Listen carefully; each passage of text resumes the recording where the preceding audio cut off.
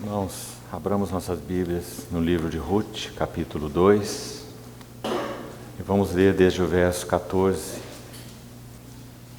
À hora de comer, Boaz lhe disse: Achega-te para aqui, e come do pão, e molha no vinho o teu bocado. Ela se assentou ao lado dos segadores, e ele lhe deu grãos tostados.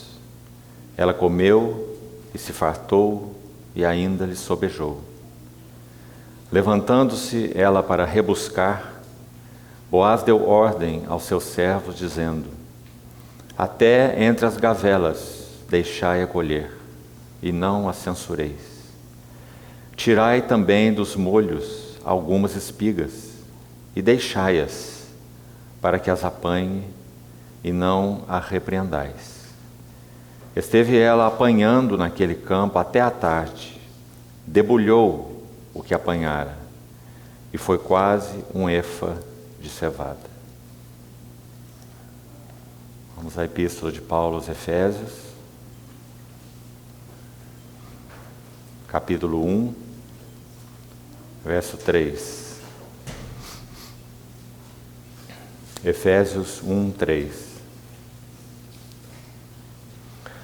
Bendito o Deus e Pai de nosso Senhor Jesus Cristo, que nos tem abençoado com toda sorte de bênção espiritual, nas regiões celestiais, em Cristo Jesus. Assim como nos escolheu nele antes da fundação do mundo, para sermos santos e irrepreensíveis perante ele, e em amor nos predestinou para ele. Ainda no capítulo 2, verso 7. Para mostrar nos séculos vindouros a suprema riqueza da sua graça, em bondade para conosco em Cristo Jesus. Irmãos, temos visto que o livro de Ruth tem duas etapas. Os primeiros 2 capítulos falam sobre graça, e os 2 últimos capítulos têm como tema o descanso. O propósito da redenção é nos introduzir no descanso. Quando Noemi lembra Ruth que esse homem, Boaz, é um parente chegado e um dos possíveis resgatadores do nome e da herança do falecido esposo de Ruth em Israel, então ela faz uma colocação para Ruth no capítulo 3, que introduz o capítulo 3, que então nos mostra que esses 2 capítulos finais têm como ênfase o descanso.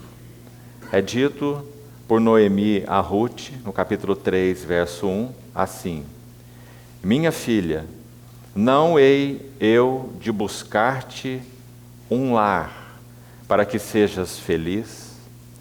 Essa expressão, um lar, no texto original, é literalmente descanso. Assim traduz a King James Version, por exemplo. Não hei eu de buscar-te descanso, para que sejas feliz? Então o capítulo 3 introduz essa nota, o descanso de Deus.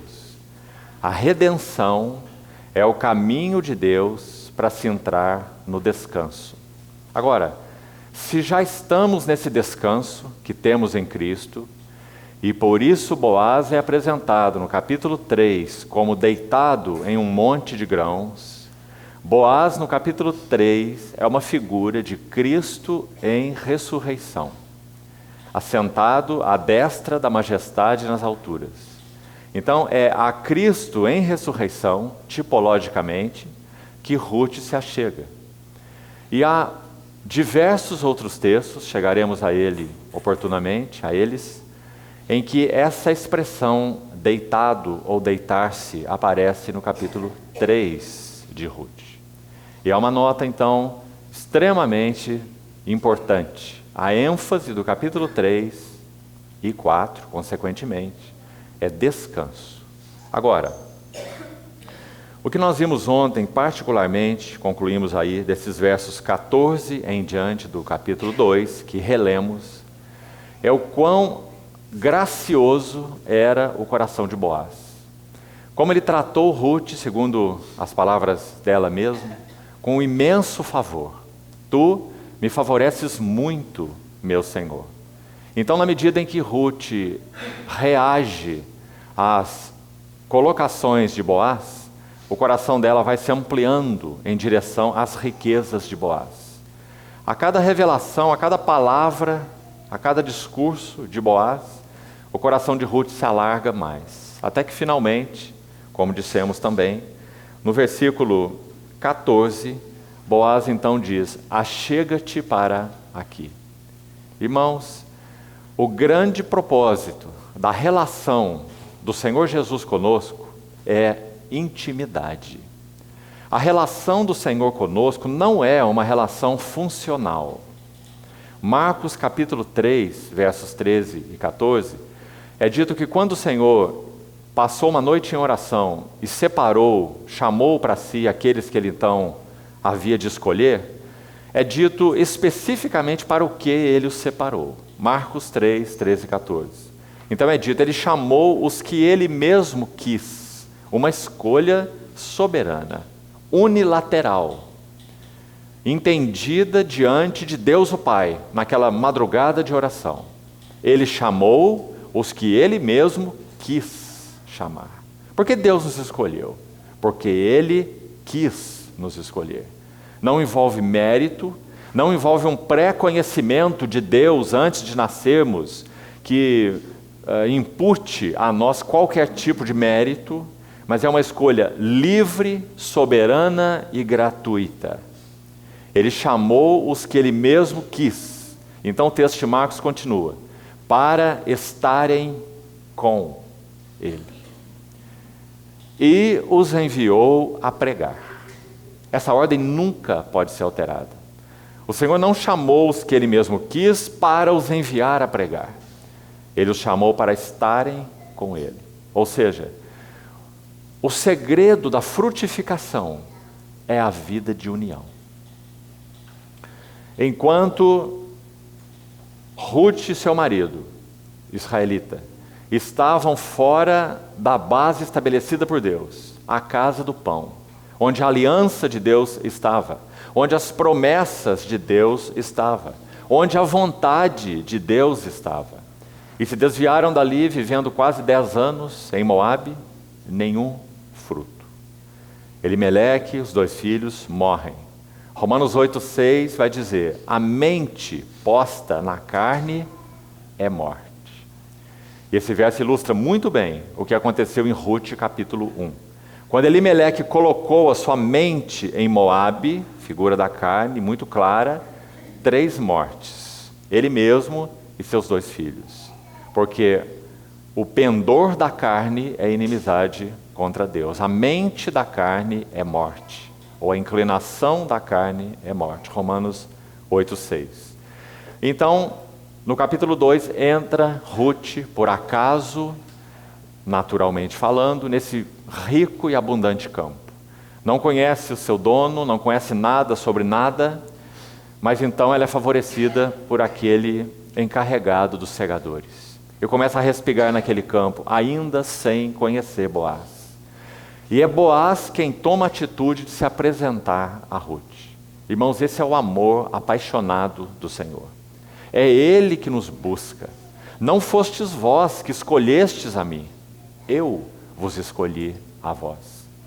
Quantas vezes nos tempos do Velho Testamento em particular, Deus levantou profetas fazendo coisas, por exemplo, Oséias se casando com Gomer, Ezequiel passando pelo que passou, Jeremias e Isaías, enfim, basicamente todos eles. Para que ficasse claro na vida deles, desses profetas, o que Deus sentia com relação ao seu povo. O seu povo era um povo infiel, um povo que caía frequentemente em idolatria, levantando altares nos montes altos, abandonando o Senhor, e o Senhor sempre demonstrando para com eles um amor irrevogável. Por isso mesmo, ele os disciplinava. Enviava fome, enviava pestes, enviava sequidão. Eu fiz vir a seca sobre vós, palavras do profeta Ageu, sobre o vosso cereal, sobre o vosso vinho, sobre o vosso azeite. E por quê? Por causa da minha casa, que permanece em ruínas. Em outras palavras, Deus não é um Deus sistemático. Ele sabe que aquilo que não traz realização para o coração dele mesmo, Deus, nunca trará realização para aqueles que ele chamou. Nunca. Porque nós fomos feitos para o louvor da glória da sua graça. Então essa é a história do livro de Ruth. Quando Boaz vê aquela moça, ele se aproxima dela, com aquela mensagem tão linda que já vimos. Não vás colher a outro campo. Como nós falamos, Ruth tem 33 poemas. Aí está mais um. Não vás colher a outro campo, e nem tampouco passes daqui. Aqui ficarás com as minhas servas. Quando tiveres sede, vai às vasilhas e bebe do que os servos tiraram. Que poema maravilhoso. Isso descreve para nós qual é o primeiro segredo para vivermos nos ricos campos de Boaz. Primeiro, perseverança. Permaneça aqui. Mesmo que a vontade de Deus para você seja mara, não vá colher em outro campo.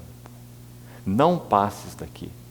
Aqui ficarás com os meus servos e bebe do que os servos tiraram. Quantos princípios, amados irmãos. Então Boaz se dirige segunda vez a Ruth, no versículo 12. E ele diz, verso 11, bem sei tudo quanto fizestes à tua sogra. Não perca isso de vista, nós já compartilhamos ontem. Boaz, figura do nosso amado Senhor, ele louva Ruth, porque Ruth se apegou à sua sogra. Ruth se apegou a Mara, quando a vontade de Deus era muito amarga. Bem me contaram tudo o que fizestes à tua sogra, depois da morte de teu marido, e como deixaste teu pai, tua mãe e a terra onde nasceste, e vieste para um povo que dantes não conhecias. Então no verso 12, parte final, ele diz que ela veio buscar refúgio sob as asas do Senhor Deus. Então no versículo 13, Ruth mais uma vez responde com um deslumbramento crescente.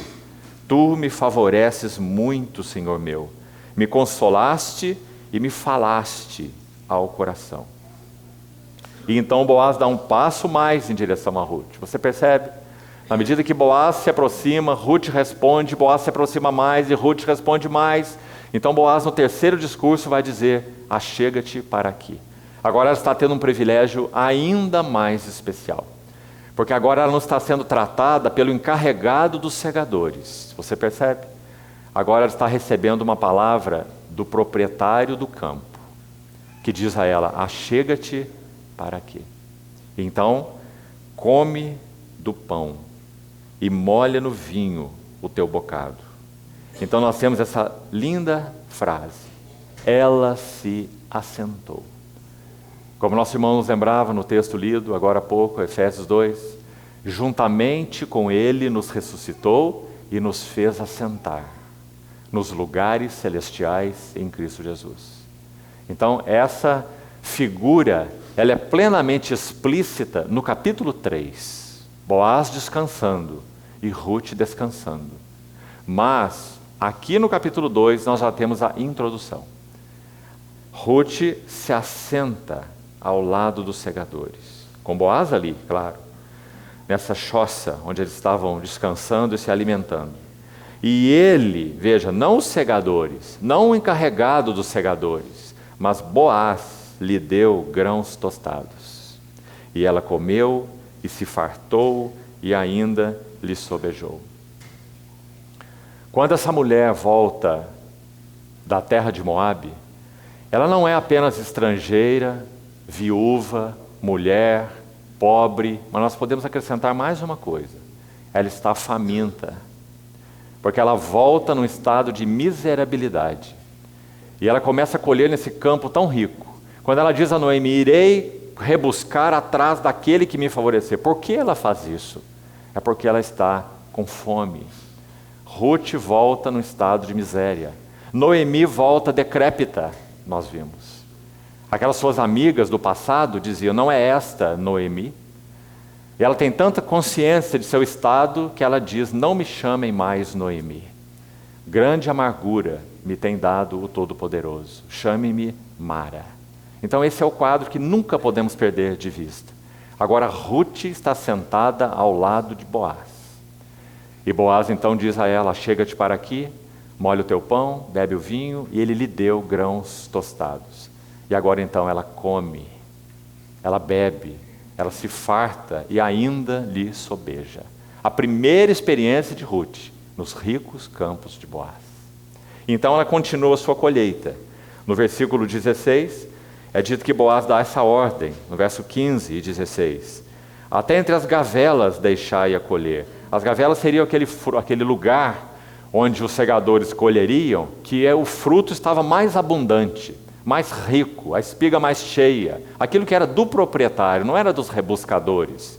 Era a bênção do dono da terra. Então Boaz diz, em outras palavras, o que é meu é dela. Deixai-a rebuscar até mesmo entre as gavelas, não a censureis. Boaz permite que Ruth se aproprie do que é dele mesmo. Nem os segadores poderiam se apropriar dessa colheita de primícias, dessa colheita mais rica. Mas Boaz diz, deixa que ela colha entre as gavelas. E diz mais ainda no versículo 16, tirai também dos molhos, os molhos já colhidos, já amarrados, já prontos para serem levados para o celeiro. De novo, é a colheita particular de Boaz. Então ele diz, tirai dos molhos algumas espigas e deixai-as, ou deixai-as para trás, para que ela então, como estrangeira, pudesse rebuscar. Irmãos, quando o verso 17 diz que ela apanhou naquele campo até a tarde, debulhou tudo o que apanhara e foi quase um efa de cevada, medida basicamente para 10 dias, nós sabemos então por que isso aconteceu. Vamos usar a linguagem espiritual, da experiência espiritual do Novo Testamento. Escute o que Paulo diz em Colossenses 1, 28 e 29. Nós advertimos a todo homem, ensinamos a todo homem em toda sabedoria, para que apresentemos todo homem perfeito em Cristo. Por isso é que eu me afadigo. Paulo trabalhando na lavoura de Deus. Paulo trabalhando nos campos de Boaz. Mas ele diz assim, é por isso que eu me afadigo, esforçando-me o mais possível, segundo a sua eficácia, que opera eficientemente em mim. Esse é o segredo. Ruth só colheu o que colheu porque ela foi favorecida por Boaz. Todo o trabalho que fazemos na lavoura de Deus só tem eficiência se Ele próprio nos supre. 1 Coríntios 15, 10, outro texto que frequentemente temos citado, por causa do equilíbrio entre graça e responsabilidade, sendo que tudo começa com a graça. Então Paulo vai dizer, eu trabalhei mais do que todos os apóstolos, porém não eu, mas a graça de Deus comigo. Esse é o campo de Boaz.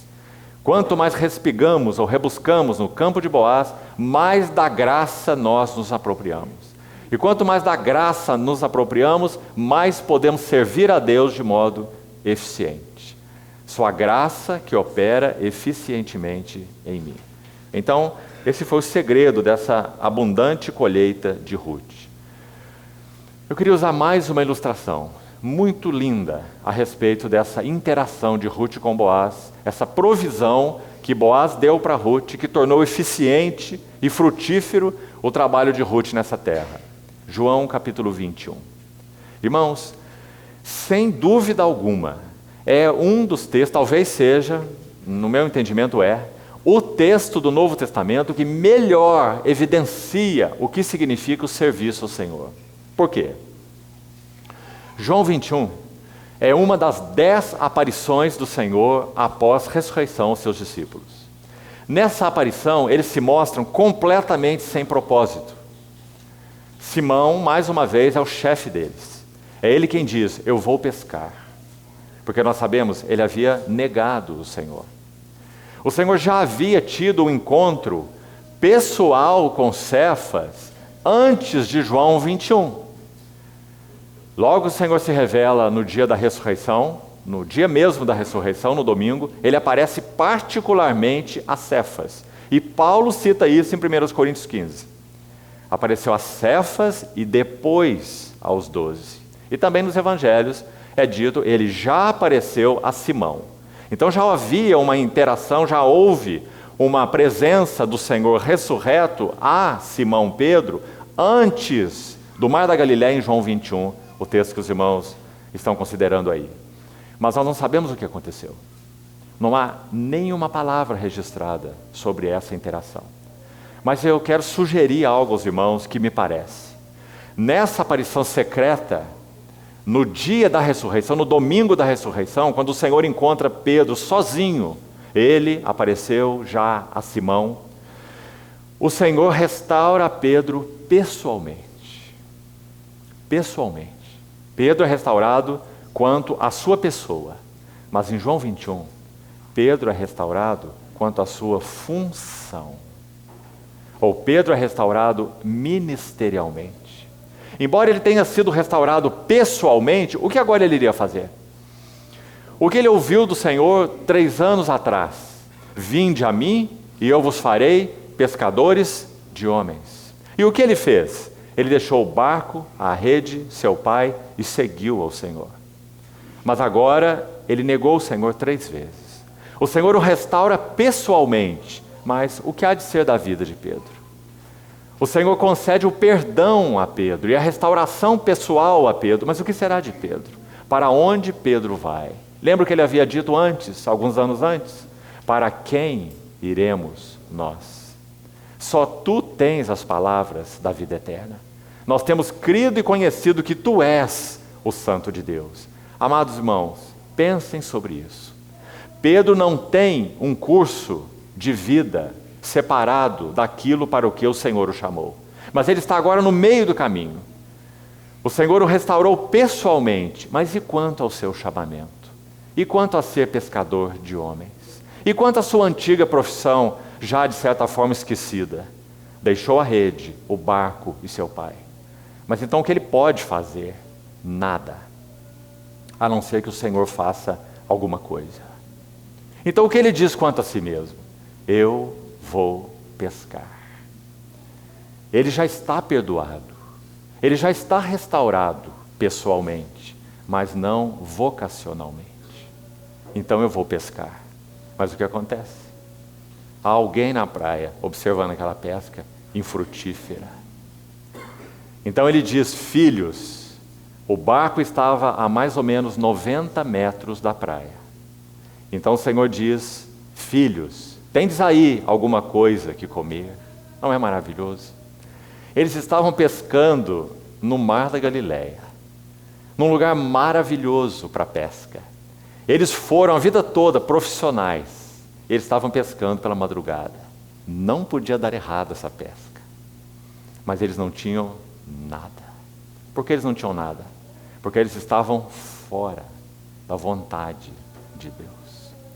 Havia acontecido uma restauração pessoal, mas não uma restauração vocacional. Então o Senhor dá aquela ordem: lancem a rede à direita do barco e achareis. Então eles lançam a rede, e a rede se enche de peixes, e aquele homem ainda é desconhecido. Quem sabe eles podiam pensar, esse é um atalaia, que de longe ele é chamado atalaia, aquele que sobe num monte próximo ao mar e observa o cardume onde está. E de lá ele passa um recado para os pescadores que levem seus barcos para lá, porque ele visualizou o cardume. Quem sabe eles acharam que ele era um atalaia, que viu o cardume. Mas então João sabe que não é. João é o único que sabe. Aquele que reclinou a cabeça no peito do Senhor. Então João diz, é o Senhor. E quando João diz, é o Senhor, Pedro entra em desespero. E ele se atira na água. E ele vai em direção ao Senhor. Porque de alguma maneira ele sabe que algo está preparado para ele, que ele ainda não conhece. Ele não tem outro curso de vida. Ele foi chamado pelo Senhor. Ele deixou o barco, rede de seu pai. Então ele vai encontrar o Senhor. E quando ele vai encontrar o Senhor, ele encontra um braseiro na praia. Só há 2 vezes em João em que a palavra braseiro aparece. João 18:18 e João 21:9. O primeiro braseiro foi aquele diante do qual Pedro negou o Senhor. Então o Senhor coloca um braseiro na praia, para que a memória de Pedro volte ao passado. Porque agora Pedro será restaurado vocacionalmente. Então Pedro, pela primeira vez, em todos os relatos do Evangelho, ele não conseguia falar, abrir sua boca, ele não tem palavras. Ele está destroçado, no fim de si mesmo. Então quando ele vê aquele braseiro, não apenas o braseiro estava ali, mas havia pães e peixes. Mas então o Senhor diz algo que particularmente aqui nos interessa. Trazei alguns dos peixes que acabastes de apanhar.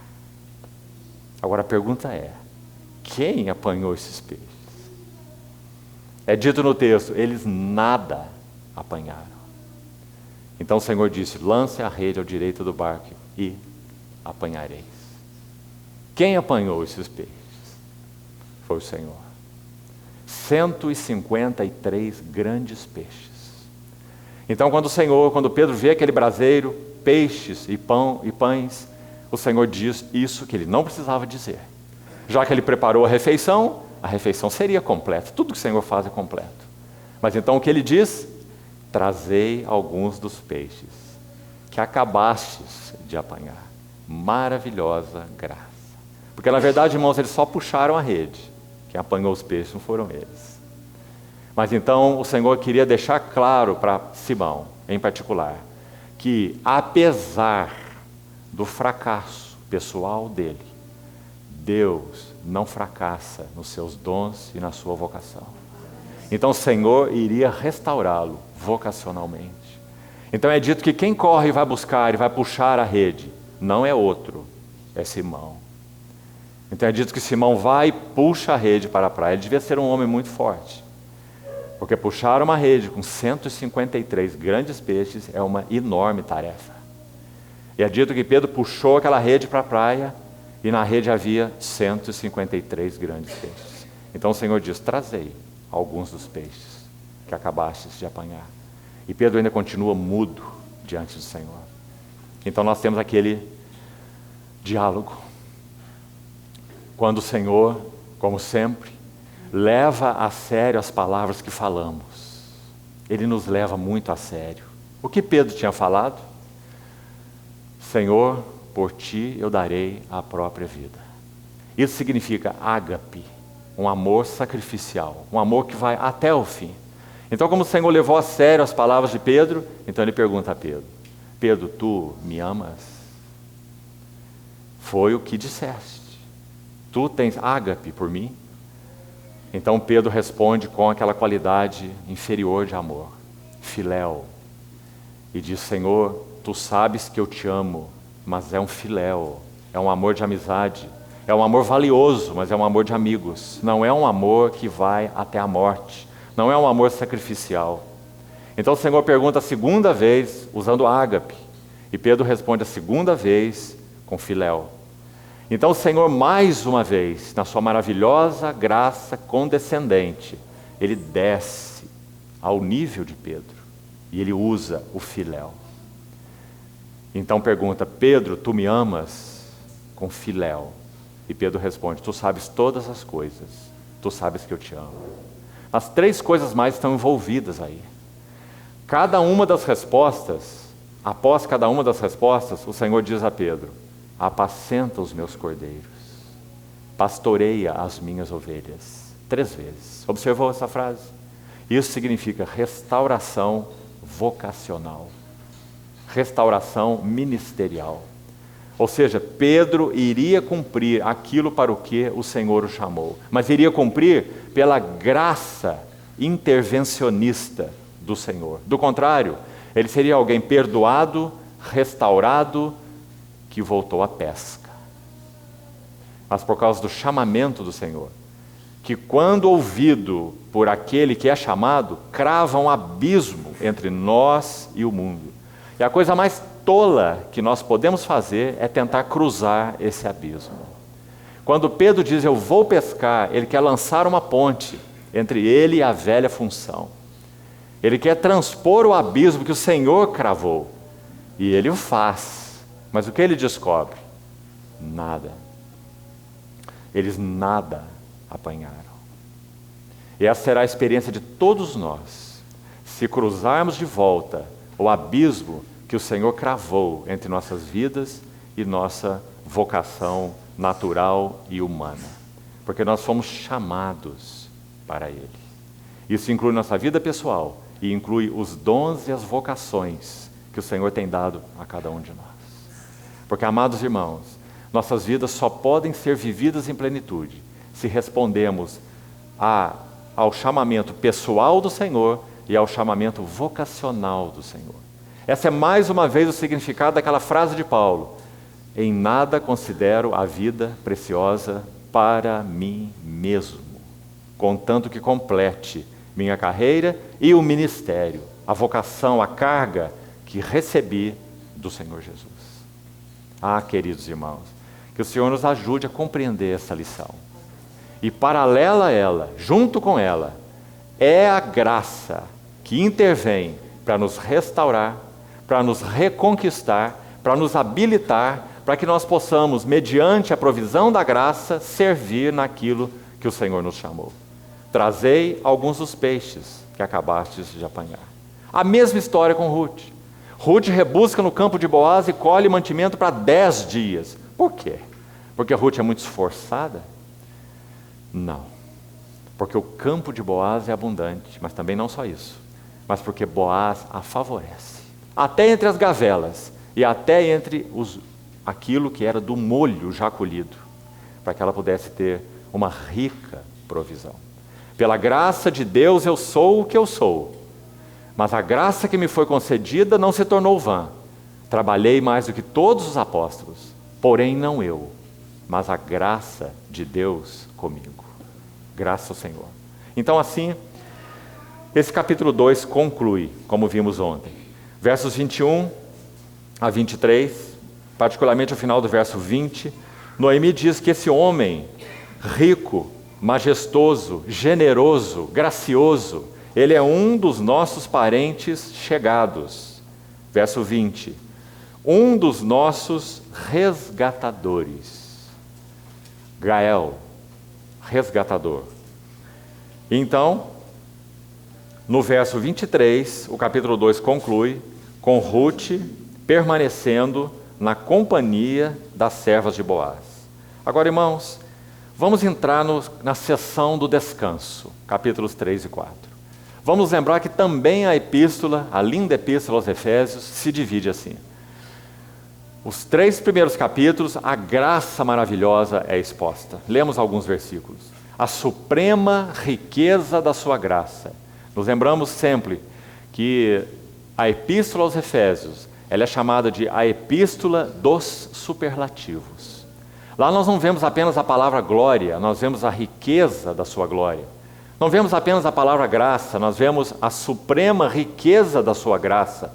Nós não vemos apenas o poder de Deus, nós vemos a suprema grandeza do seu poder. Lembra-se, no capítulo 1? Nós não vemos apenas a sua glória, nós vemos o louvor da glória, ou não vemos apenas sua graça, vemos o louvor da glória da sua graça. Então essa é uma maravilhosa epístola, porque ela reflete, espiritualmente falando, o que são os campos de Boaz. Onde nós estamos rebuscando. Então, para que a graça? Qual é o propósito da graça? Para colocar em uma palavra, essa é a melhor palavra, é a que temos aí no livro de Ruth. Descanso. Então no capítulo 3, versículo 1, aí está Noemi de novo. E lembre-se que Noemi tipifica a vontade de Deus. Então Noemi está se levantando dizendo, minha filha, não hei eu de buscar-te descanso. Que frase, irmãos. A vontade de Deus é sempre nos introduzir no descanso. Mas aí nós podemos pensar, então por que a vontade de Deus é mara tantas vezes? Porque nós nos corrompemos, buscando descanso naquilo que não traz verdadeiro descanso. Por isso, esse é o sentido das aflições.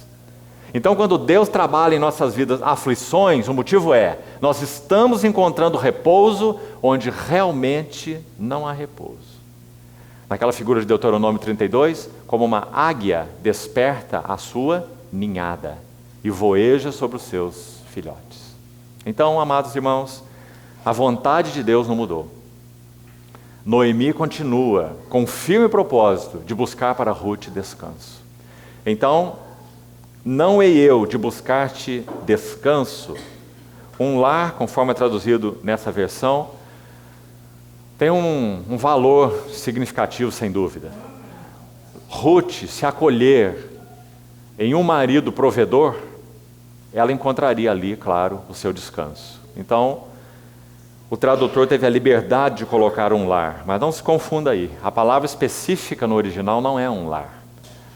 O contexto, Ruth vai se casar no capítulo 4 com Boaz, então o autor tomou a liberdade de entender que esse descanso que Ruth buscava, aliás, a frase continua aí em seguida, né? A ideia de Noemi expressa nos versículos seguintes é essa mesma, né?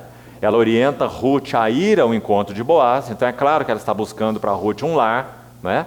Mas a palavra literal aqui é descanso, então. Agora, onde essa palavra aparece nesse livro? Vamos dar uma olhada geral aqui. Veja, no capítulo 3, então, já vimos aí no verso 1, descanso ou um lar. Olha o verso 4. Quando ele repousar, vejam as palavras, Boaz no descanso. Por isso o capítulo 3 é figura de Cristo em ressurreição, nessa posição de assentado à destra da majestade nas alturas, em pleno descanso. Versículo 7. Havendo, pois, Boaz comido e bebido, e estando já de coração um tanto alegre, veio deitar-se. Olha a ênfase nessa palavra, então, sempre. Deitar-se ao pé de um monte de grãos. Então chegou ela de mansinho, e lhe descobriu os pés, e se deitou. Então Boaz deitado nesse monte de grãos, e Ruth deitada aos seus pés. Não esqueça esse lugar. Porque Ruth ainda não está deitada ao seu lado como uma esposa. Ruth está deitada aos seus pés, porque ela é Ruth, sua serva, como ela se apresenta aqui a ele. Então, não faça confusão no quadro. Versículo 8, parte final, ele viu que uma mulher estava deitada, novamente, aos seus pés. Versículo 8. Versículo 13, parte final do versículo. Se não lhe apraz resgatar-te, eu o farei tão certo como vive o Senhor. Deita-te, mais uma vez, versículo 13. Deita-te aqui até pela manhã. Verso 14. Ficou-se, pois, deitada a seus pés, até pela manhã. Os irmãos viram a ênfase? O capítulo 3 é o capítulo do descanso. Porque toda a intervenção da graça maravilhosa do Senhor nas nossas vidas é para nos conduzir ao seu descanso. Irmãos, o primeiro dia que o homem experimentou na terra foi um dia de descanso. Isso é tão significativo, porque se o Senhor quisesse conselhos a respeito do que ele ia fazer, ele teria criado o homem no primeiro dia. Mas para que o homem não desse nenhum conselho, não se intrometesse em nada, ele criou o homem no 6º dia. Toda a obra estava concluída, então ele cria o homem, para que não houvesse nenhum palpite, nenhuma intervenção. Então, mas não apenas isso, para que no 7º dia, o primeiro dia do homem com Deus, fosse um dia de descanso. Irmãos, quantas lições teremos que passar, até aprendermos, quantas experiências, até aprendermos uma lição. Enquanto não estivermos avançando nessa entrada no descanso de Deus, nossa vida e nosso serviço são infrutíferos. Vamos de novo ao livro de Efésios. Em Efésios há 3 ênfases particulares nessa epístola correlata ao livro de Ruth. Primeira ênfase, descanso. Ele é o Deus que nos escolheu, bendito Deus, que nos escolheu antes da fundação do mundo em união com Cristo. E fez tudo o que fez. Nos amou, nos predestinou, nos adotou, nos redimiu, nos desvendou o mistério da sua vontade, nos selou com o Espírito Santo. O que mais falta para Deus fazer em direção a nós? Então, os primeiros 2 capítulos, o descanso. Agora, nos próximos 2 capítulos em Efésios, nós vamos ver ênfase no andar.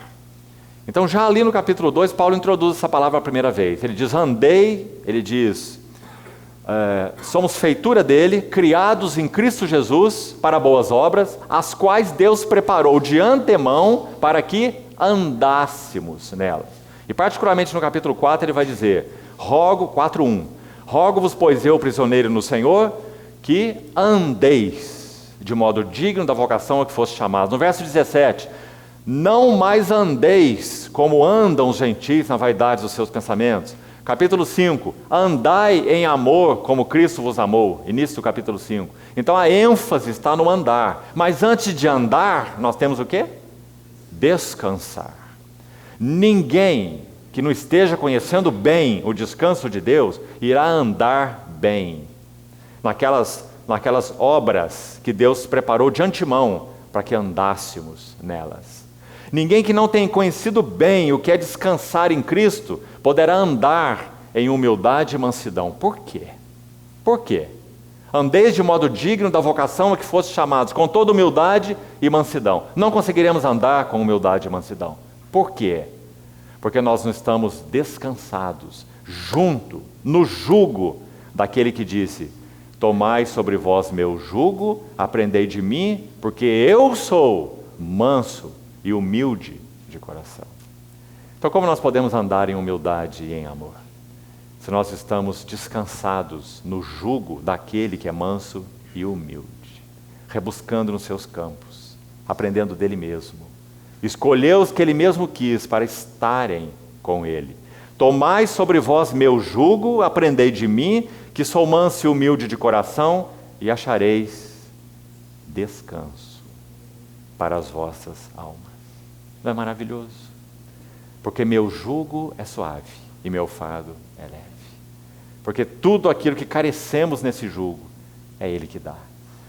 Creio que você conhece algo da história de Agostinho, que viveu uma vida completamente afastada de Deus e promíscua, mas era filho de uma serva temente e fiel do Senhor, chamada Mônica, que orou por ele toda a sua vida. Então, Agostinho, nas suas confissões, um dos seus livros, ele diz assim, ele ora, uma oração ao Senhor, olha o que ele diz, Senhor, concede-me o que ordenas, e ordene o que quiseres. Isso é conhecer a profunda graça de Deus. Concede-me tudo o que tu me ordenas e ordene o que quiseres. Isso é a graça. Tudo aquilo que Deus requer de nós, Ele concede a nós. Essa é a grande diferença entre a lei e Cristo. A lei ordena maravilhosamente, porque ela é um reflexo do caráter de Deus. Não adulterarás, não matarás, não furtarás, não cobiçarás. As ordens são perfeitas, mas ela não concede um grão tostado para nós. Por isso Paulo vai dizer que pela lei vem o pleno conhecimento do pecado. Mas o que a graça faz? A graça suplanta a lei. Enquanto a lei diz não adulterarás, a graça diz aquele que tiver intenção impura no coração já adulterou. A graça vai além da lei, mas o que a graça faz? Concede toda a provisão para aquilo que ela ordena. Por isso Agostinho disse, concede-me o que ordenas e ordene o que quiseres. Então, amados irmãos, é para esse ambiente que nós somos chamados para viver. Que maravilhoso ambiente. É esse que Ruth encontra no capítulo 3. Por isso então ela se deita aos pés de Boaz. Agora, se o versículo, vamos dar um passo mais, se o versículo 20 ali do capítulo 2 introduziu essa ideia do resgatador, que ontem já falamos, o Gael, quais são aqui então os lugares onde essa ideia de redenção é mencionada? Vamos citar para os irmãos então onde estão as passagens e vamos seguir. Capítulo 3, verso 9, de novo essa palavra repetida.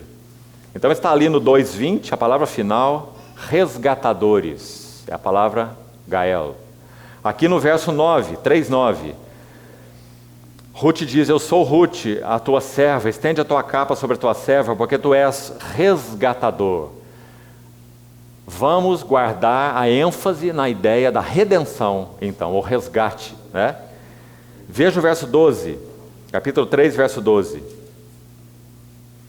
Mas ainda outro resgatador há, mais uma vez aí, verso 12, a mesma palavra. Verso 13. Porém, se não lhe parecer, se não lhe apraz resgatar-te, eu o farei. Sai mais uma vez a menção, final do versículo 13. Capítulo 4, versículo 1. Boaz subiu à porta da cidade, assentou-se ali, eis que o resgatador, de que Boaz havia falado, ia passando. Versículo 3. Disse ao resgatador, versículo 4, 4 vezes aparece nesse versículo. Compra ou resgata, a mesma palavra. Versículo 4. Na presença destes que estão assentados aqui do meu povo. Se não queres, ou se queres, resgatá-la, mais uma vez. Resgata, de novo a palavra. Se não declaram para que eu saiba, enfim, a última frase do verso, eu a resgatarei. 4 vezes, no mesmo versículo, a palavra para redimir ou para resgatar. Depois o versículo 6, aí está a palavra de novo, resgatador. Para mim não a poderei resgatar, está aí 2 vezes. E assim no verso 8, e assim no verso 14, todos esses versos apresentam a redenção, o resgate. Então, nós já extraímos um primeiro princípio aqui de muita importância para nós, de muita beleza. O propósito da redenção é nos introduzir no descanso. Agora, como podemos experimentar subjetivamente, viver nesse descanso? Qual é o segredo? Vida de união com Cristo. Então voltemos ao capítulo 3, verso 1. Já destacamos a palavra descanso. Não hei eu de buscar-te descanso. Agora vamos destacar a palavra felicidade. Para que sejas feliz.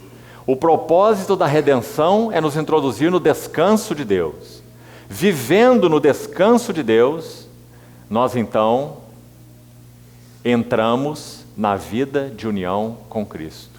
E a vida de união com Cristo é o segredo da felicidade. Amados irmãos, um dos grandes erros que cometemos como igreja é buscarmos felicidade. Felicidade na Bíblia é um subproduto de santidade. Nunca é algo para ser buscado. Nosso Senhor no Sermão do Monte diz assim: bem-aventurados são os humildes, porque deles é o reino. Bem-aventurados, felizes são os mansos, eles herdarão a terra. Felizes são os limpos de coração, eles verão a Deus. Então o que é felicidade? Felicidade é uma consequência da santidade. Quanto mais parecidos nós somos com Cristo, mais felizes nós somos. Então nunca busquemos felicidade. Sabe por quê? Porque já há alguém que busca felicidade por nós. Especificamente na tipologia de Ruth, quem é? Noemi. A vontade de Deus é que sejamos felizes. Mas qual é o caminho da felicidade? É a vida de união com Cristo. É rebuscar nos campos de Boaz. É conhecer o descanso de Deus. Então, esse é um princípio muito importante. Agora, vamos às Escrituras, Levítico e Deuteronômio, para entendermos o que Boaz era para Ruth como Gael, ou como resgatador. Precisamos desses textos para que a beleza disso fique bem evidente para nós. Vamos a Levítico primeiro, na lei mosaica. Levítico 25, versículo 25. Levítico 25, 25. Se teu irmão empobrecer e vender alguma parte das suas possessões, então virá o seu resgatador. Aí está ele. seu parente, e resgatará o que seu irmão vendeu. Então, o primeiro dever do chamado Gael, o resgatador, é comprar de volta a herança do irmão pobre, que por algum motivo ele empobreceu. Seja porque não administrou bem, enfim, ele empobreceu. Então a responsabilidade do resgatador, número 1, são 3 responsabilidades que vamos destacar. A primeira é comprar de volta a herança do parente pobre, que por qualquer motivo que seja, a perdeu. Então está aí Levítico 25, 25. Segundo dever do Gael, ou do resgatador, Levítico 25 ainda, no verso 47. Quando o estrangeiro ou peregrino que está contigo se tornar rico, e teu irmão junto dele empobrecer, vender-se ao estrangeiro, agora a pessoa dele foi vendida como escravo, não só os seus bens. Ele empobreceu e vendeu-se ao estrangeiro ou peregrino que está contigo, ou a alguém da família do estrangeiro. Depois de haver se vendido, haverá ainda resgate para ele. Um de seus irmãos poderá resgatá-lo. Seu tio ou primo o resgatará, ou um dos seus, parente da sua família. Por isso Noemi disse, ele é um parente chegado e é um dos nossos resgatadores, ou possíveis resgatadores. Então, alguém da família o resgatará. Ou se lograr meios, guarde essa frase, nós vamos precisar dela daqui a pouco. Se lograr meios, se resgatará a si mesmo. Essa também era uma possibilidade. Agora, então, segundo ponto aí que já vimos, comprar de volta a pessoa que se vendeu porque empobreceu. Ela própria se vendeu como escravo. Então, o seu resgatador compraria não apenas os bens que pertenciam a ela, mas compraria a ela mesma, porque ela se vendeu por pobreza. Mas há ainda mais um elemento ligado a essa lei do resgate. E agora está em Deuteronômio, capítulo 25 também, de Deuteronômio. E isso tem particular interesse com relação à história de Ruth também.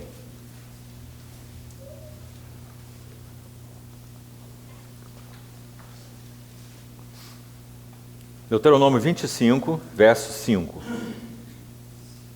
Se irmãos morarem juntos e um deles morrer sem filhos, esse era o caso de Ruth, então a mulher do que morreu não se casará com outro estranho, fora da família.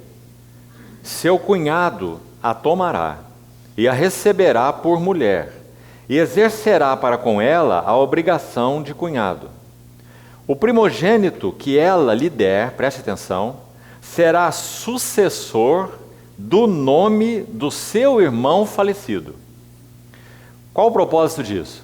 Para que o nome deste não se apague em Israel. Que lindo, irmãos. Então isso tem uma relação direta com o livro de Ruth. O nome do marido falecido de Ruth iria se apagar de Israel. Então, quando um resgatador comprasse Ruth, que foi o caso de Boaz, ele iria suscitar para o marido falecido de Ruth o nome da família. Então a herança, o nome, os bens daquela pessoa não se apagariam de Israel. Então essas são as 3 responsabilidades do resgatador.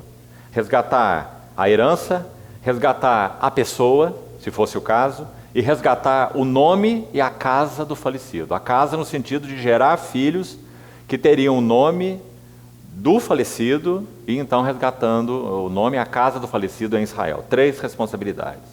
Então agora voltamos ao livro de Ruth, para entendermos melhor aquele capítulo. Capítulo 3 de Ruth. Vamos voltar, vamos seguir essa história do resgatador agora mesmo. Vamos percorrer o capítulo passo a passo. Verso 2 do capítulo 3. Ora, não é Boaz, na companhia de cujas servas estiveste, um dos nossos parentes? Então Noemi conhece muito bem Levítico e Deuteronômio. A palavra do Senhor. Eis que esta noite a limpará a cevada na eira. Banha-te unge-te e põe os teus melhores vestidos e desce à eira. Porém, não te des a conhecer ao homem, até que tenha acabado de comer e beber. Quando ele repousar, notarás o lugar em que se deita. Então chegarás e lhe descobrirás os pés, e te deitarás, e ele te dirá o que deves fazer. Respondeu-lhe Rute: tudo quanto me disseres, farei. Irmãos, Boaz poderia humilhar Rute na eira. Ele nem era o primeiro dos parentes resgatadores. O capítulo 4 ele diz para Rute, aqui mesmo no capítulo 3 ainda, que há um outro mais chegado que ele, que teria então o direito pela lei de assumir a posição de resgatador. Então Boaz podia simplesmente se esquivar dessa responsabilidade, pois ele não era o primeiro resgatador e nem que fosse, pois aquele que era o primeiro não resgatou Rute, como nós vemos no capítulo 4. Então Boaz poderia humilhar Rute na eira, se assim ele desejasse. Ele não estaria cometendo nenhum erro. Então o que Noemi diz? Achega-te para ele quando ele estiver deitado no monte de grão, veja onde ele vai se deitar, achega-te a ele e deita-te ali. Então vamos ver a atitude de Rute. Não apenas deita-te ali, versículo 4, lhe descobrirás os pés. O que Noemi está dizendo? Apresenta-te a ele, achega-te a ele como serva, para que você saiba e faça o que ele te disser. Verso 6, então foi para a eira e fez conforme tudo quanto sua sogra lhe havia ordenado. Então nós vemos agora esses dois versos maravilhosos, 7 e 8, preste atenção. Havendo-se, pois, Boaz comido e bebido, e estando já de coração um tanto alegre, Cristo em ressurreição, obra consumada, colheita total garantida. Quando nosso Senhor Jesus dos céus, do trono, Ele derrama o Espírito Santo é derramado no Pentecostes, que é a festa da colheita, porque 50 dias antes a colheita já tinha começado, na festa das primícias. Então as primícias, 1 Coríntios 15 interpreta, fala da ressurreição do nosso Senhor Jesus. E Pentecostes, particularmente, fala da entronização do Senhor Jesus. Dessa posição exaltada, ele derrama o Espírito Santo. As primícias já ocorreram 50 dias antes, mas agora o Espírito Santo é derramado e garante que a colheita total será feita, a cega total. O derramamento do Espírito Santo é a garantia de que nenhum daqueles que Deus escolheu em Cristo se perderá, porque ele veio para realizar a obra do Cristo ressurreto e exaltado. Ganhar os filhos de Deus, chamar os filhos de Deus, regenerar os filhos de Deus, habitar nos filhos de Deus, cumprir o propósito de Deus pela redenção, conformar esses filhos ao seu Filho. Então o derramamento do Espírito Santo é a garantia de que a colheita de Deus será obtida. Então, aí está Boaz, deitado nesse monte de grãos. Então, verso 7, chegou ela de mansinho e lhe descobriu os pés e se deitou. Essa foi a ordem de Noemi a ela. Sucedeu que pela meia-noite, assustando-se o homem, sentou-se, e eis que uma mulher estava deitada a seus pés. Disse ele: quem és tu? Ela respondeu: sou Rute, tua serva. Estende a tua capa sobre a tua serva, porque tu és resgatador. Aqui temos duas coisas. Primeiro, quando Rute descobriu os pés de Boaz, Boaz lhe mostrou o seu rosto. Irmãos, esse de novo é um princípio espiritual. Nós queremos conhecer bem a face gloriosa do nosso Senhor Jesus. A Bíblia diz que contemplando como por espelho a glória do Senhor, nós somos transformados de glória em glória na sua própria imagem. Nesse mesmo contexto é dito que quando é lido Moisés, um véu permanece na sua face, e eles não podem contemplar. Mas quando algum deles se converte ao Senhor, esse véu que cobria seus olhos é removido, e eles podem contemplar a glória do Senhor. Nós queremos, então qual é o segredo? Descobrir-lhe os pés.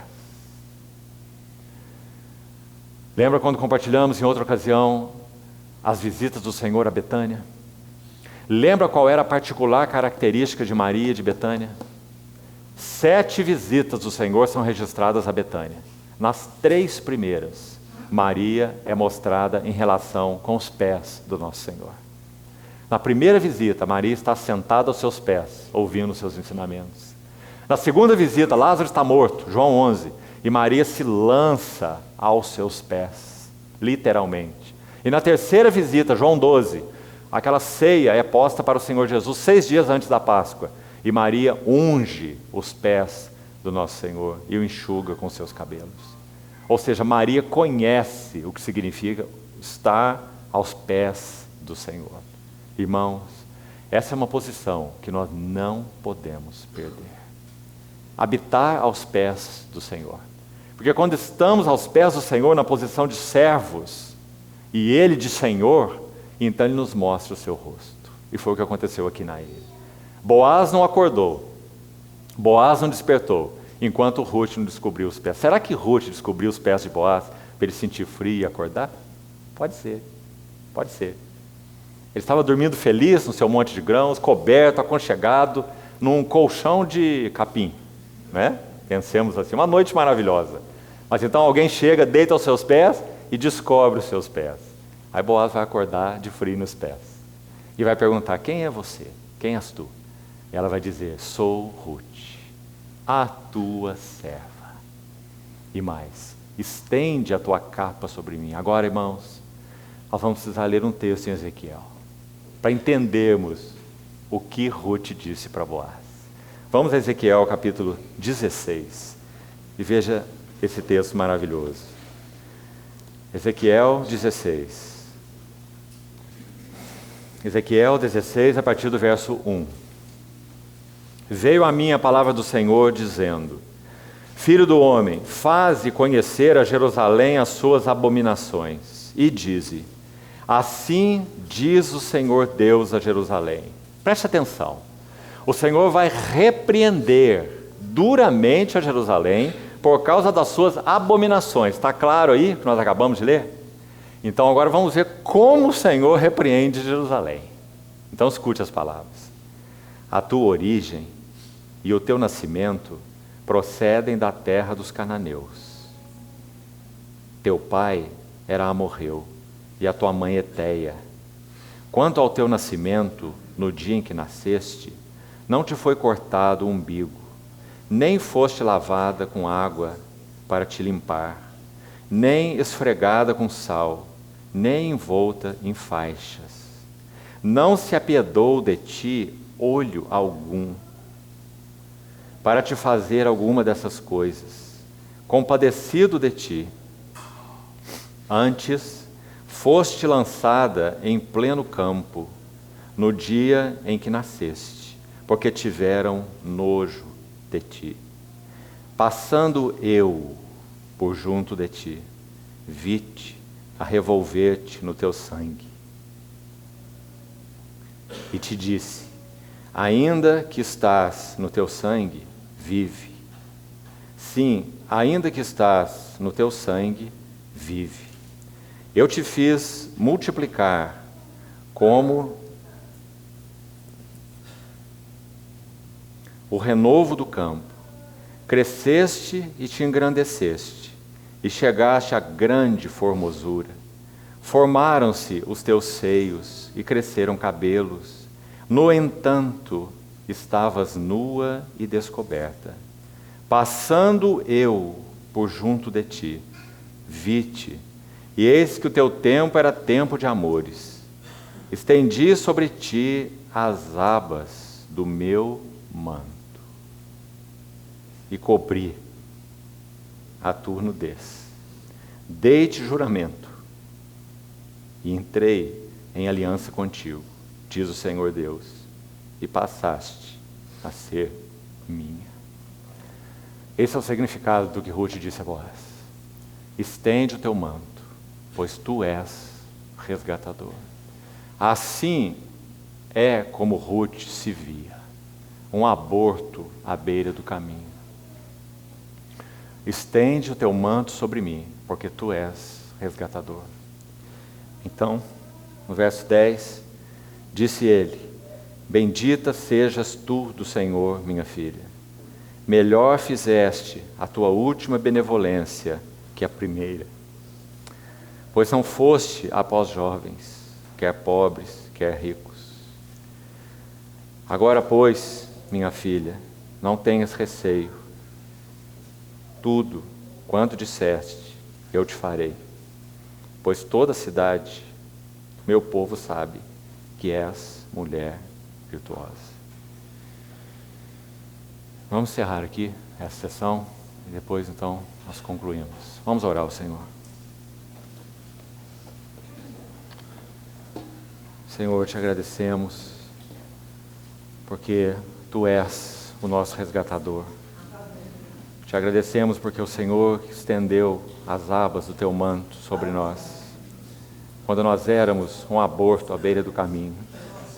Obrigado por super abundante graça. Obrigado porque o Senhor nos introduz no Teu descanso. E porque o Senhor se achega para nós como o parente resgatador.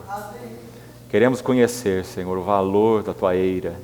Queremos entrar no Teu descanso.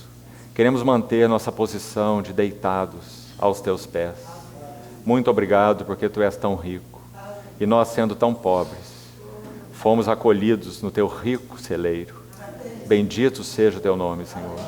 Ajuda-nos a compreender a vileza e a estultícia de rebuscarmos em outros campos. Guarda-nos para Ti, Senhor. Tu é quem disseste, Tu és minha. O Senhor é que encontrou em nós formosura. Nós nada tínhamos, nada éramos. Bendito seja o Teu nome. Obrigado por Teu favor, por Tua graça, por Tua compaixão, Senhor. Nós somos Teus e sabemos que nada nos separará de Teu amor. Glorifica o Teu nome em nossas vidas, Senhor, e completa aquilo que o Senhor começou conosco, pela vida de união contigo. Te pedimos assim, Senhor, agradecidos, muito agradecidos, em nome do Senhor Jesus. Amém.